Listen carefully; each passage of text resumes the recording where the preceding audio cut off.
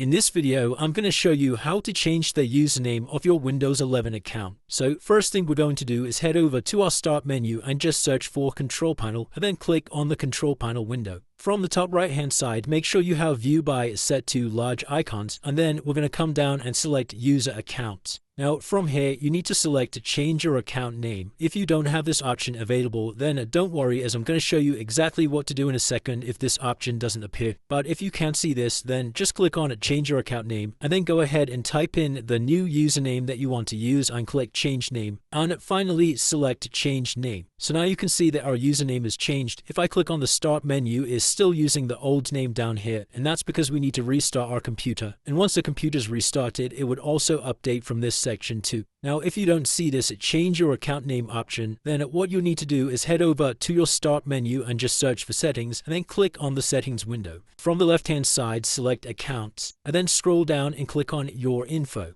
Now, underneath account settings, you need to make sure you have a local account set up. So on the right-hand side here, you should have an option that says sign in with a local account or something similar to that. And then you just need to go through the steps on the screen to swap your Microsoft account to a local account. Once you've done that, you'll then be able to head back over to the control panel and you'll be able to change your username. And it's as simple as that, guys. If you did find this video helpful, then let me know in the comments and I'll see you in the next one.